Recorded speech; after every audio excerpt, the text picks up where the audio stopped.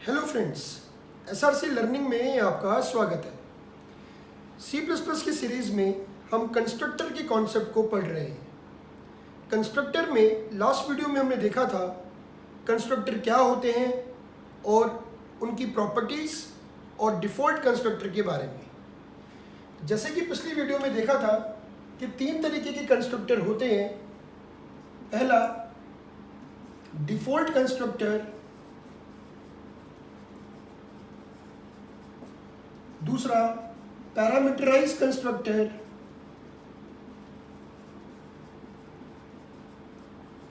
और तीसरा copy constructor.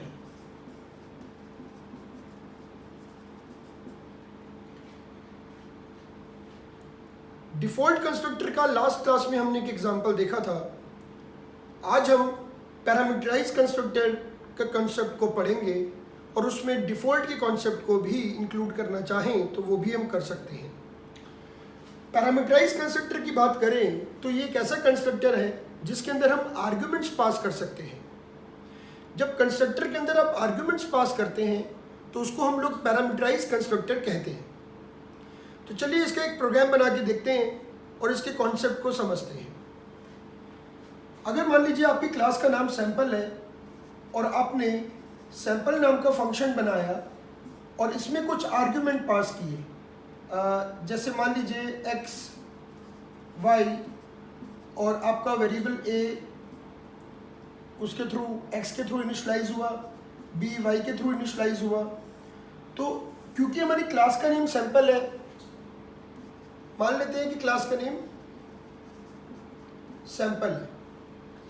अब आपने अगर ये कंस्ट्रक्टर बनाया है तो इसकी कॉलिंग कैसे होगी? मेन के अंदर जब सैंपल का आप ऑब्जेक्ट क्रिएट करेंगे तो हम जानते हैं कि हमारा कंस्ट्रक्टर कब कॉल होता है, जैसे ही हम ऑब्जेक्ट को डिक्लेयर करते हैं।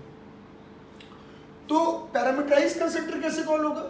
जैसे ही हम ऑब्जेक्ट डिक्लेयर करेंगे साथ ही में पैरामीटर भी पास कर देंगे। लेट्स से इस एग्जांपल के अकॉर्डिंग हमने 10 और 20 पास कर दिया। तो दिस इज द वे कि हम पैरामीटराइज कंस्ट्रक्टर कैसे इन्वोक करेंगे। ऑब्जेक्ट डिक्लेयर करते ही कंस्ट्रक्टर कॉल होता है, ऑब्जेक्ट डिक्लेयर होते ही आप पैरामीटर साथ ही में ऑब्जेक्ट के पास कर देंगे। This is the implicit way of constructor calling. अगर हम एक्सप्लिसिटली कॉल करवाना चाहते हैं तो मैं इस लाइन की जगह पे लिखूंगा sample obj equal to sample 10, 20। Now this is the explicit way to call a constructor parameterized constructor. ये कौन सा हो जाएगा? Explicitly calling। और ये वाला कौन सा हो जाएगा? Implicitly calling। ठीक है, ये हमने कंस्ट्रक्टर बनाया क्योंकि इसका नाम क्लास के नेम के समान था और कॉलिंग में हमें ये ध्यान रखना है कि ऑब्जेक्ट के साथ ही पैरामीटर पास कर देना है। अब इसका हम एक पूरा फुल फ्लैश प्रोग्राम बना के देखते हैं कि कैसे ये काम करता है।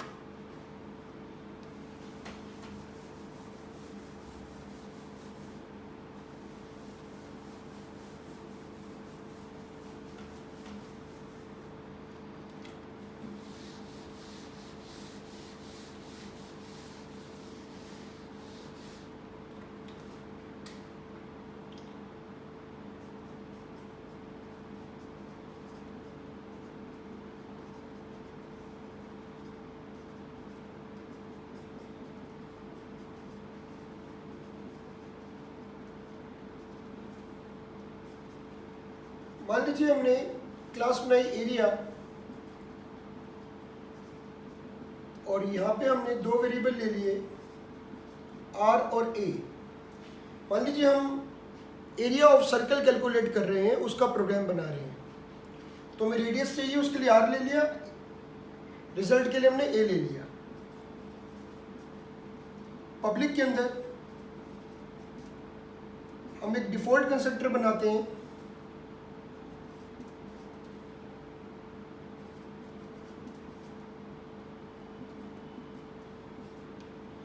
और इसके बाद हमने यहाँ पर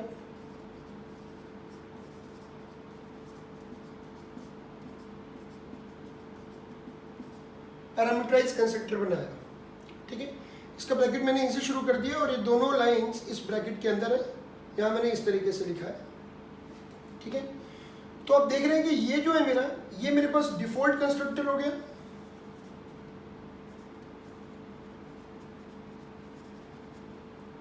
और ये पैरामीटराइज्ड कंस्ट्रक्टर हो गया क्योंकि इसमें पैरामीटर है। इसके बाद हमने यहाँ पर एक फंक्शन बनाया void कैलकुलेट का,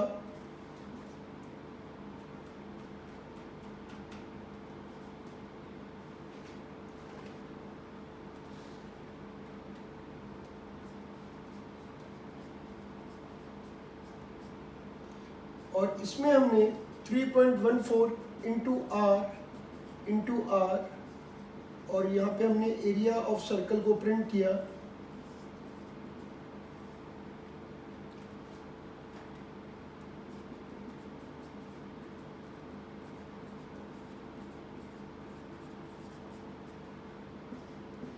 और यह हमने क्लास बंद की, ठीक है। तो अब हमने जब कॉल करवाना है तो पहले हम मेन प्रोग्राम बनाएंगे, और यहाँ पे हमने एरिया क्लास के दो ऑब्जेक्ट क्रिएट किए, मान लीजिए C1, C2, ठीक है। अब जब हम, या पहले हम C1 ही करते हैं, C1 हमने किया कॉल, और इसके बाद हमने एरिया C2 और इसमें भेज दिया 2.5। अब देखिए क्या होगा, जब आपने एरिया C1 डिक्लेयर किया तो C1 को जो मेमोरी एलोकेट होगी वो 8 बाइट्स हो जाएगी R और A के लिए। R की वैल्यू 0.0 हो जाएगी, A की वैल्यू भी 0.0 हो जाएगी। बट जब आपने C2 डिक्लेयर किया तो साथ ही आपने वैल्यू पास कर दी, तो ये तो डिफॉल्ट कंस्ट्रक्टर कॉल करेगा, और ये कौन सा कॉल करेगा, पैरामीटराइज कंस्ट्रक्टर, और 2.5 की वैल्यू टेम्परेरी वेरिएबल RR में जाएगी, और RR से वैल्यू हमारे मेंबर वेरिएबल R में स्टोर हो जाएगी, ठीक है। तो अब C2 के लिए R की वैल्यू हो जाएगी 2.5, और इसके लिए कोई भी गार्बेज वैल्यू होगी क्योंकि हमने वैल्यू सेट नहीं की A के लिए, तो वो गार्बेज वैल्यू होगी, ठीक है। अब हम यहाँ पर प्रिंट करते हैं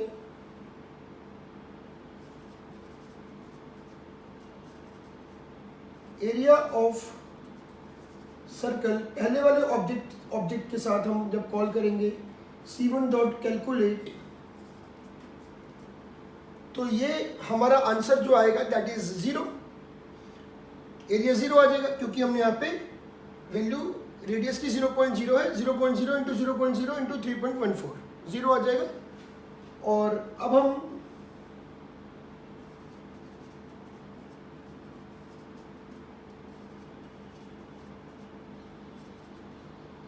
एरिया ऑफ सर्कल अगेन करते हैं with C2, for C2 dot calculate. यहाँ पे लिख सकते हैं area of circle for C1 और यहाँ फॉर C2, क्योंकि आपके दो ऑब्जेक्ट है C1 एंड C2। अब आप देख सकते हैं कि जो हमारा फाइनल आंसर आएगा C2 के लिए वो पूरी कैलकुलेटिव वैल्यू आएगी 2.5 इंटू 2.5 इंटू 3.14। तो जो भी इसका कैलकुलेशन होके A में आंसर आएगा A विल बी प्रिंटेड, ठीक है। जब आप इसको बेसिकली कॉल करेंगे तो ये प्रिंट हो जाएगा, then you will come back here get ch program से बाहर, ठीक है, दैट इज क्लियर। अब ये आएगा area of circle for C2 equal to, फिर दोबारा से लिखा आएगा एरिया ऑफ सर्कल। तो आप ये भी कर सकते हैं कि जब ये मैसेज आपने दे दिया है तो यहाँ पे केवल A को प्रिंट करवा दीजिए, ऊपर केवल A को प्रिंट करवा दीजिए, या फिर यहाँ मैसेज आप अवॉइड भी कर सकते हैं। कैसे, मैं बताता हूँ आपको। उसके लिए आपको करना क्या होगा,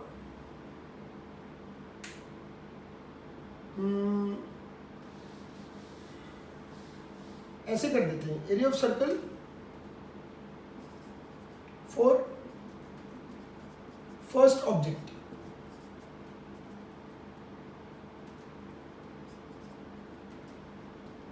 और C1 dot calculate, again C out area of circle for second object. तो अब आप C2 डॉट कैलकुलेट करेंगे तो सेकेंड ऑब्जेक्ट के लिए काम हो जाएगा। ठीक है, तो दिस इज द वे कि आप मतलब हमारा पर्पस यहाँ पे एरिया ऑफ सर्कल कैलकुलेट करवाना नहीं है। यहाँ पे आपने सीखना क्या है उसको सीखिए। क्या सीख रहे हैं आप यहाँ पे कि कैसे हम पैरामीटराइज कंस्ट्रक्टर को कॉल करेंगे। कैसे कॉल करेंगे? जैसे आप ऑब्जेक्ट डिक्लेयर करेंगे वैसे ही आप आर्ग्यूमेंट्स में वैल्यूज पास कर देंगे ऑब्जेक्ट के साथ ही। ठीक है, और अगर मेरे को उसके लिए मान लीजिए एक्सप्लिसिटली कॉल करना होता तो मैं क्या लिखता? Very easy. मान लीजिए C1 के लिए हम करते हैं एक्सप्लिसिटली। ठीक है, अभी तो इसको तो हम देख चुके हैं।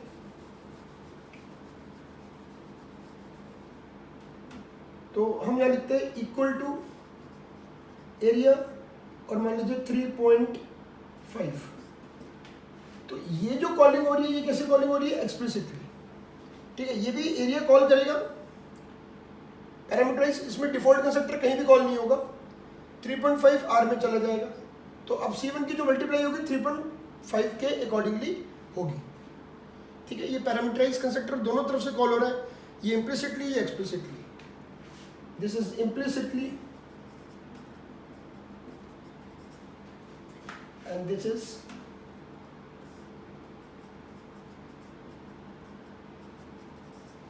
एक्सप्लिसिटली। ठीक है, आई होप आपको समझ में आया होगा। ठीक है, अपनी नेक्स्ट वीडियोस में हम कुछ और क्वेश्चंस करेंगे और कॉपी कंस्ट्रक्टर के बारे में भी आगे पढ़ेंगे। वीडियो पसंद आई हो तो प्लीज़ इसको लाइक एंड शेयर करना ना भूलिए।